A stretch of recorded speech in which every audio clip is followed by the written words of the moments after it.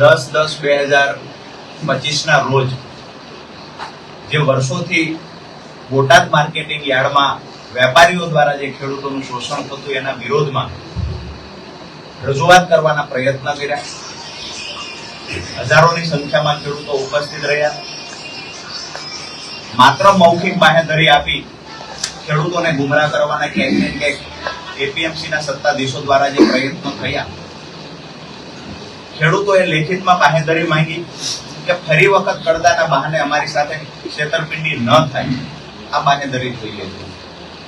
પરંતુ આપ સૌ જાણો છો કે 10 તારીખે શરૂઆત થયેલી ગાંધી ચિંધ્યા માર્ગે લડાઈની 12 તારીખે જયારે ખેડૂતો હળદળ ગામે મળ્યા ત્યારે અમુક લોકો દ્વારા ક્યાંક ને ક્યાંક કાર્યક્રમને બગાડવાના પ્રયત્ન થયા.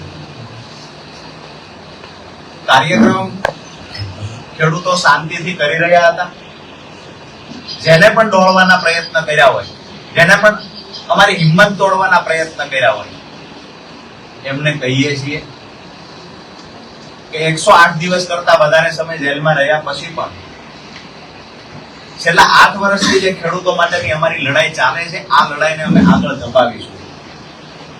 ખેડૂતોના પાક નુકસાનના વળતરની વાત હોય, અતિવૃષ્ટિ અનાવૃષ્ટિના સમયે ખેડૂતોનું વળતર ચૂકવવાની વાત હોય, હાઈ ટેન્શન લાઇનનો પ્રશ્ન હોય, જમીન સંપાદનનો પ્રશ્ન હોય, સિંચાઈના પાણીનો પ્રશ્ન હોય, જ્યારે પણ ખેડૂતોએ અવાજ કર્યો છે અને મદદ માંગી છે ત્યારે અમે ખેડૂતોની સાથે ખંભે ખંભો આપીને ઉભા રહ્યા છીએ.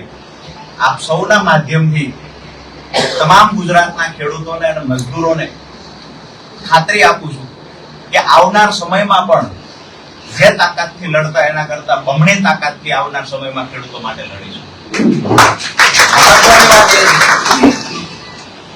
કે જે જેલવાસનો સમય 108 દિવસ કરતા વધારે રહ્યો, તો આ સમયગાળા દરમિયાન આવનાર સમયમાં ખેડૂતોની સુખાકારી માટે શું કરી શકાય, શું રોડમેપ બનાવી શકાય, આ વિચારવાનો સમય મળ્યો છે. અને જે સમય મળ્યો તો એનો સદુપયોગ આવનાર સમયમાં જોવા મળશે. આપ સૌનો ખૂબ ખૂબ આભાર.